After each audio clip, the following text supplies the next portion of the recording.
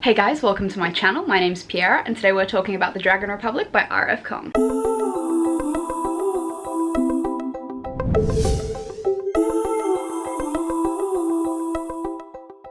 So for those of you who don't know, The Dragon Republic is the second book after The Poppy War. The Poppy War was one of my favourite books of last year and one of my favourite books of all time, and this is no exception. This book was just as good, if not better. As always, this video will contain a non-spoiler section and a spoiler section, so that way if you haven't read the book and don't want to be spoiled, you can watch the first half and then come back for the second half, or you can just watch the second half as well. So without giving too much away, this book picks up a couple months after the end of the Poppy War. I will also in advance apologise for any of the butchering of the names that I will no doubt do. In this review, I have looked up, I have contacted other people, and I have tried to get a proper pronunciation. No doubt I will mess something up, but it is a book, and so I didn't listen to the audiobook, so I just will say that in advance. I'm trying, I tried, we're just gonna get through it. Dragon Republic is just as action-packed as the Poppy War was. I found book 2 to kind of err more towards like the militaristic style and the big war game. Obviously in book 1 we had kind of the school trope and then it went off into the war. This book is just all-out war, which I kind of am getting more into as I go. My main style is fantasy, but I guess I'm erring more towards the fantasy militaristic sort of vibe at the moment, which the Dragon Republic definitely provided. I've said it once before and I'll say it again, I would die for Rhiannon. I love her. Rhiannon's one of my favourite characters just because she's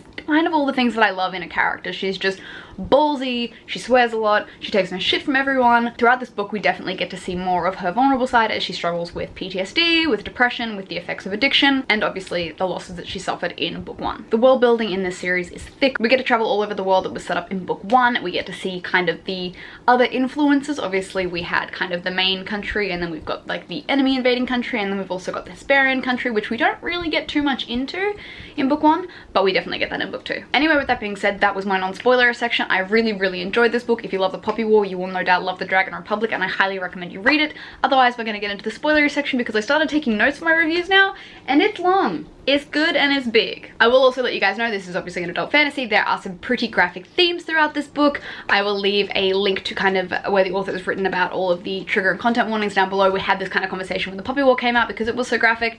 I definitely think that it needs to be invoked again for the Dragon Republic, but like I said, I will leave a link down below. If you are a sensitive reader, I highly recommend that you take caution whilst reading this book, but otherwise, let's get into it. So the spoilers section, we open with Neha and his little brother being eaten by a dragon. It was an interesting way to open the book. I kind of loved it, and I'm glad we saw it kind of come back full circle into the story a little bit later, which I'll get to, but that was really nice. In book 1, I didn't really like Neha. Obviously, he was the I guess, antagonist to Rin's protagonist at the time. I started to sympathize with him towards the end as we sort of liked him and Rin sort of liked him. In book 2, I would protect him with my life. So the fact that he's alive a couple chapters later is fantastic, and then Rin joins his father and like they're kind of going for like a weird republic democracy sort of vibe. I'm into it. I'm into Rin. I'm just into Rin being like, fuck you, what do you want? No, what will I get out of it? No, fuck you. Just her response to everything is just fuck you. I didn't love Rin and Kate fighting at the beginning. Like I was glad to see Kate because he's precious and I love him and he's just so fucking sweet. I didn't like them fighting at the beginning, and I'm glad they stopped fighting halfway through. One thing I think this book did really well is touch on Rin's struggles with addiction, struggles with withdrawals, struggles with PTSD and depression and anxiety and kind of all the other things that she's struggling with in regards to the Phoenix, in regards to the war, in regards to losing Altan, and kind of all of the things that manifest that you see throughout the book through her internal monologue of just how much she is suffering and self-deprecating and just really like kind of beating herself up on the inside. You know, all these people are like, she's the Spearly, we need to use her, she's got this firepower, blah blah blah, and she's kind of just like, I do, but I hate it. I love it, but I hate it, and right now it's not working. I feel like I know a lot of the fantasy books I've read, you never really kind of have a strong substance abuse sort of brought so prevalently to the front of the series. I enjoyed it. It's nice to see a character who is so severely flawed and kind of how they come back from that and kind of watching them go through all the ebbs and flows of that journey, and I just found that really interesting. Like obviously I just wanted Rin to be okay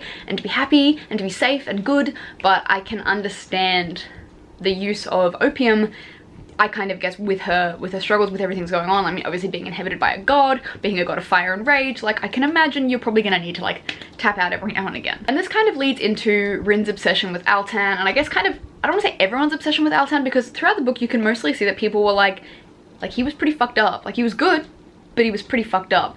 Apart from like Shagan and everything, but Rin's obsession with Altan, which I I don't know, like I saw her obsession with him in book 1, just kind of the same as everyone, like Altan was put up to be this like big god and everything like this, but I didn't see like it from a romance point of view, and I don't know, I don't know if I missed it or I just wasn't vibing it, but I found her kind of, the way she compared herself to him throughout most of this book, really interesting, and the way other people were obviously comparing her, not really, like, it was mostly self-inflicted. I think maybe Shannon was probably the only one who was kind of, but I think it was more from a deep-seated resentment, whereas like the rest of the CK didn't really seem to, they kind of understood. They understood what was going on, they understood Rin, they understood that she obviously wasn't Altan, they realized Altan had weak spots and he had bad points and he wasn't just this god, whereas Rin had sort of built him up to be this great god and everything like that.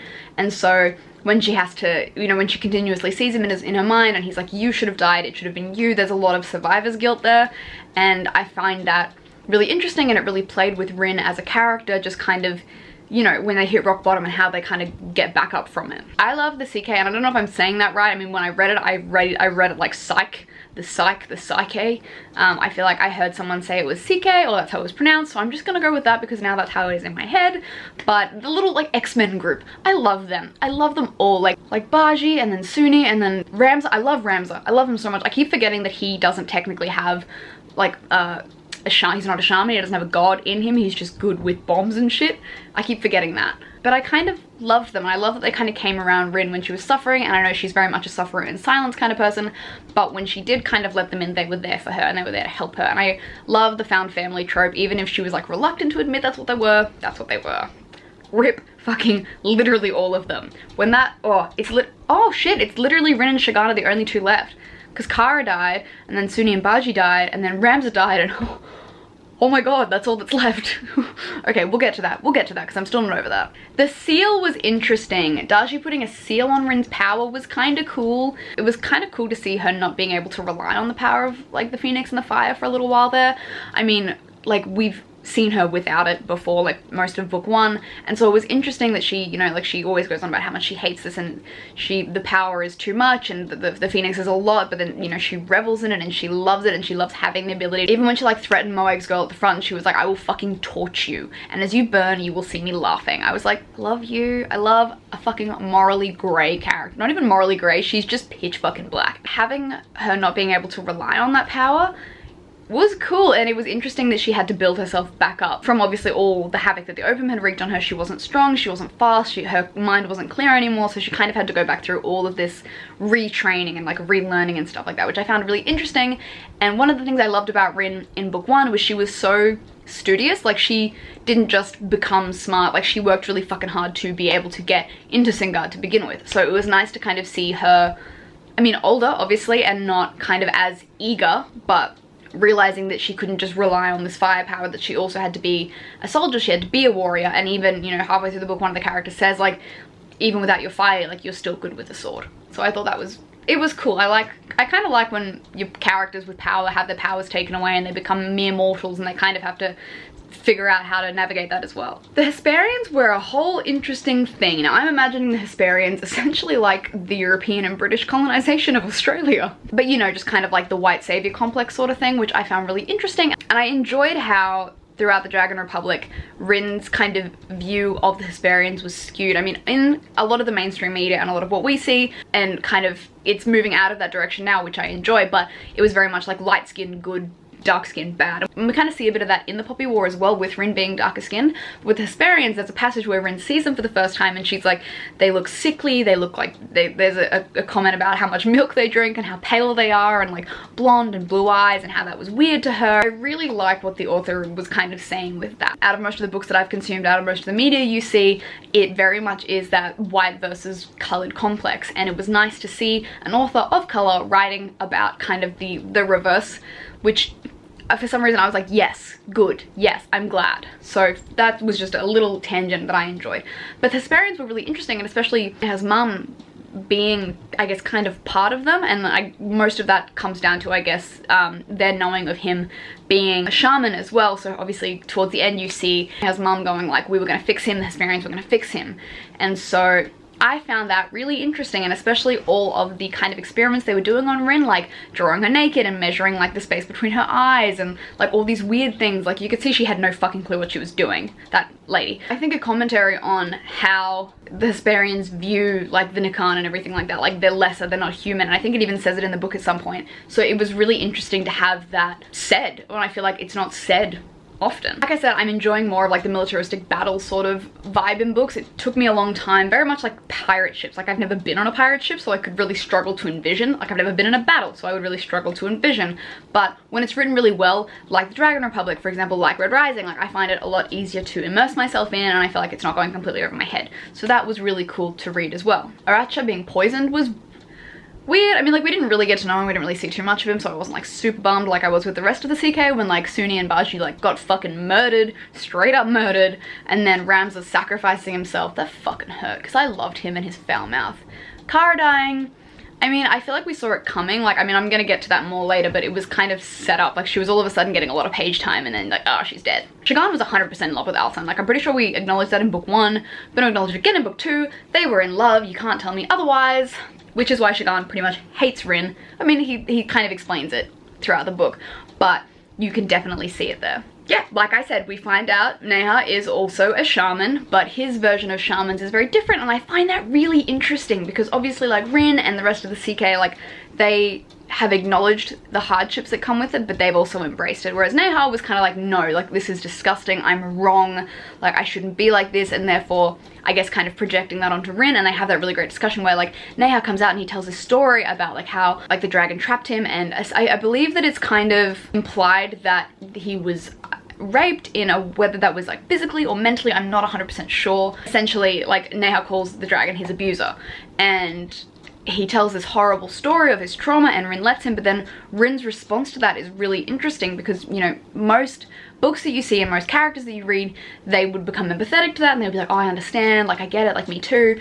But Rin was like, fuck you, like how dare you, like we have all been through something similar or something like this, and how we've chose to deal with it is different to obviously how Neha's chosen to deal with it, but by him shitting on the way that they've chosen to deal with it and live with it was just, I wasn't expecting it. When I read his story, I was like, oh my god, I feel like I understand him now. And then when Rin turns around and she's like, are you fucking kidding me? Like, you just watched us struggle this entire time, and you motherfucker, oh, I like realistic reactions. I mean, obviously it was on the like the more negative side, and yeah, she could have been more empathetic, but I get where she was coming from. And so for him to have essentially this like water power to her fire power, and for him to not want to use it to save lives, for him to not want to acknowledge it, for Rin to have been subject to all these experiments, the torments, well, Neha kind of got off scot-free because he didn't tell anyone. And so when Rin, she's in prison later in the book, and she essentially tells the Hesperians, she's like, oh, well, are you going to tell them about Neha as well? Like, are you going to tell them that he's also a shaman? Neha's dad's like, no, oh, she's crazy, and the Hesperians like, did we miss something?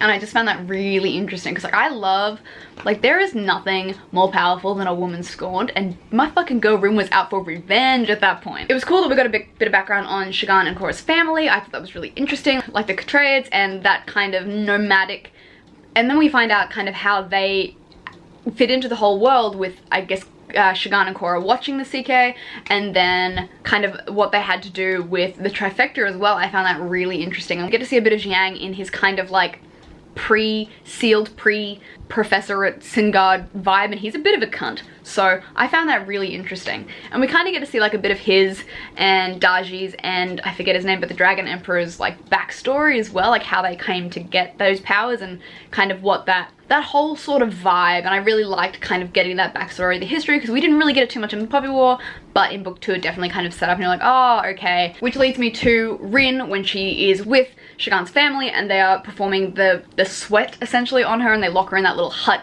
and then she has this weird vision, and I'm pretty sure she was marrying Neha because Alton was there and they were all friends, and it was kind of like nothing happened, and it was great.